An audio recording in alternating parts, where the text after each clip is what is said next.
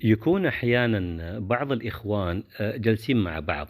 والأب أو الأم موجودين معهم، ويعني يتحدثون بأمور ربما الأبوين يعني لا يفهمون بما يتكلمون به الأبناء، أو أحيانًا يعني تكون السالفة بينهم قديمة فهم الآن جالسين يكملون ما تحدثوا به سابقًا. أو قد يكون يعني الأب أو الأم يعني أتوا متأخرين ولم يدركوا بداية الموضوع من أوله، فمن الأدب والذوق وهو في الحقيقة من البر أن يشركوا الأب أو الأم في الموضوع، ولا يصح يعني هم يتكلمون والأب جالس لا يعلم يعني بما يتحدث به أبناءه،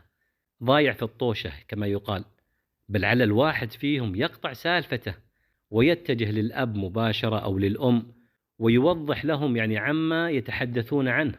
حتى يعني ولو كان الموضوع صعب ولا يدرك الأب أو الأم تفاصيل هذا الموضوع، يوضح ويبسط الفكرة والموضوع لهم، حتى يعني لا يكون وجودهم فيما بينهم مضحك. وهناك أمر كذلك وهو والله من عظيم البر، أن الشخص إذا أراد أن يذكر قصة للحاضرين أو يريد أن يتحدث عن موضوع يعني لمن هم في المجلس، أن يوجه الكلام للأب أو للأم مباشرة، ويقول لهم مثلا يبا هناك قصة حصلت كذا وكذا ويكمل، والجميع يعني سيستمع ويستفيد.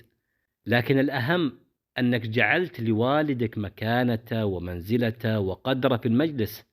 ولا يصح يعني أن يكون الأب أو الأم حالك كحال الموجودين، لا. أسأل الله العظيم أن يرزقنا برهم والإحسان إليهم.